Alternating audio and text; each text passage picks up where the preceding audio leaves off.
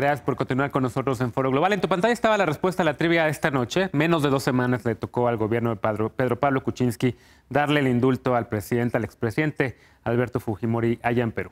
Es momento de hacer el enlace Skype para la colaboración quincenal de Quartz, esta publicación de la ciudad de Nueva York que por supuesto toca temas de política, pero también de tecnología. En esta ocasión me enlazo con Karen Hao, quien cubre los temas de tecnología para Quartz. Ella se especializó en temas ambientales y también en el clima, en la revista Sierra y Mother Jones. Antes de ingresar al periodismo, fue ingeniera de aplicaciones en Flux, una subsidiaria de Google X para la sostenibilidad urbana. Karen tiene un título en ingeniería mecánica por el Instituto Tecnológico de Massachusetts, el MIT, y se interesa actualmente por los temas de ciudades del futuro y su sustentabilidad.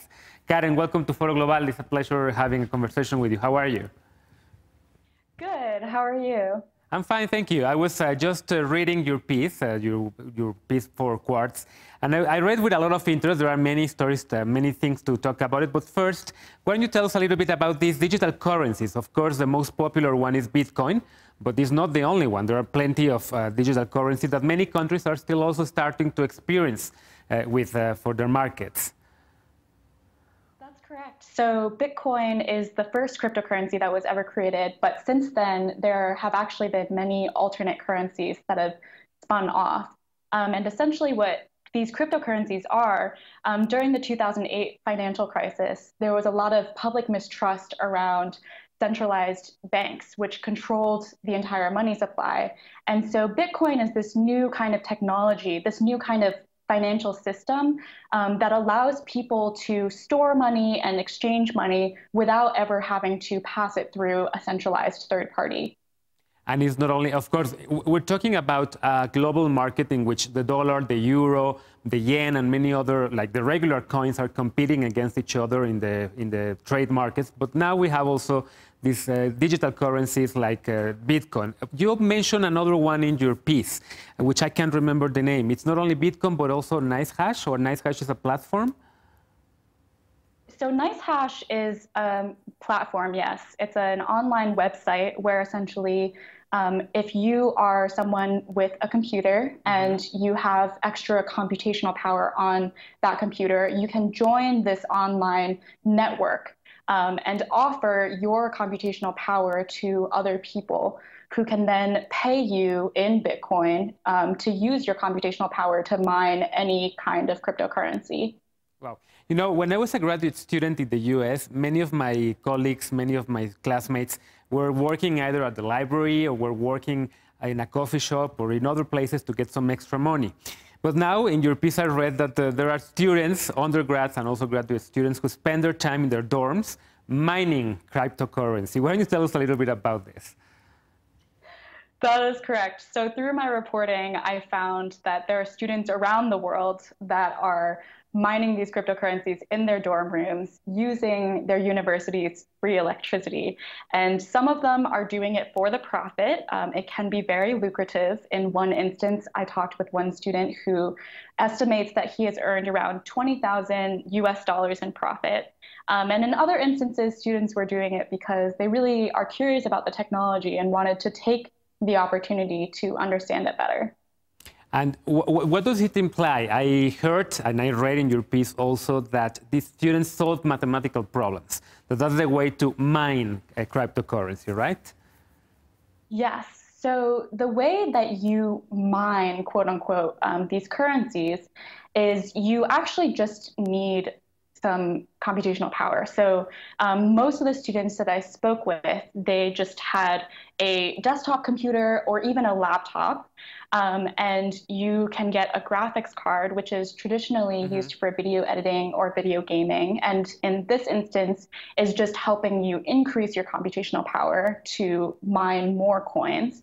And once you have this system set up, you just can download software and start mining by running the software, or you can join these online platforms like NiceHash, as I mentioned in my piece, where you can put up your computational power for sale and mine cryptocurrencies that other people want in exchange for payment.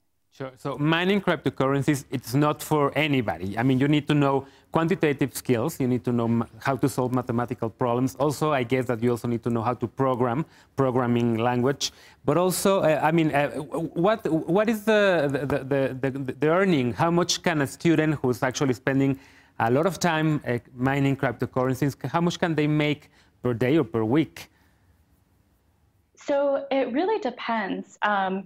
Because cryptocurrency, the price is so volatile, you can make a few coins of a type of cryptocurrency, and one day it could be a few dollars, the next day it could be $100. So in the instance of Mark, the MIT student who's currently a junior there, he told me in September, when I spoke with him last year, that after roughly several months of mining, he had earned 1 Bitcoin. And at the time, that was 4,500 USD.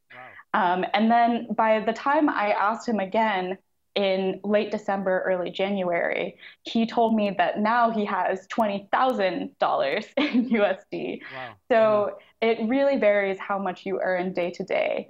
And to your earlier point about how much technical skill you need to mine cryptocurrency, many of these students were technically sophisticated, and that's how they were introduced to the concept of mining in the first place. Mm-hmm. But there's actually, you don't really need that much technical knowledge because you essentially just have to download software that is already written for you onto your computer. And this software just runs in the background without you needing to do any kind of code or anything like that. Oh, wow. And one last question. If I were a professor at MIT, I would be very worried about my students spending late night, instead of studying for my class, mining cryptocurrency. What's the policy? What are universities doing regarding this? I mean, are students failing courses because they're spending much time mining, or are they also charging them with more tuition because of the electricity cost, the extra electricity cost, or the heating, or what's going on? That's a really great question. So in terms of what the universities are actually doing with this kind of information, now that they know that these students might be doing this activity, it's actually unclear whether they care or not. The universities that I reached out to didn't respond for comment, and all of the students that I spoke to told me that their universities hadn't actually prevented them from doing this kind of activity. So it's difficult to gauge whether these universities just don't know which students are mining or if they don't really particularly care. In terms of whether or not this might be a legal issue, I spoke with a lawyer at one point who specializes in cyber law, and he mentioned that he doesn't actually think these universities really know what to do with this just yet, and they probably haven't put much thought into developing the legal framework to address whether they should allow this kind of activity. Yeah. In terms of how much time these students are spending, it really varies across the board. So Mark, for example, the MIT student, he told me that he really doesn't spend much time on this. Like he set up his mining operation, and that did take some time, but now his day-to-day, he really doesn't do much. He might lightly maintain it for a few minutes a day. But on the opposite end of the spectrum, I also spoke with this other student at Boston University who recently graduated, who said that when he first started, he got really into it, and he basically skipped all of his classes just to learn more about mining and spend more time setting up and maintaining his computer. So it really varies. That's the academic problem that a student that is mining might incur if he continues on spending a lot of time doing this. Thank you so much, Karen, for this Minutes for Foro Global, and I hope to talk to you soon. Thank you so much for having me on the show. Thank you. Entonces, el futuro, estudiantes que están desde sus habitaciones en las universidades ahora haciendo estas monedas digitales, que del mercado, el artículo de Karen al final concluye diciendo que nadie sabe hacia dónde va este mercado de las monedas digitales, pero que sin duda esto es tan solo el principio, lo que vamos a ver ya bien entrado el siglo XXI. Soy Genaro Lozano, te agradezco mucho por haberme acompañado esta noche en Foro Global. Te dejo ahora en compañía de Eric Camacho y las noticias. Yo te espero mañana en punto de las 11 de la noche para una nueva emisión de Foro Global. Por lo pronto, muy buenas noches.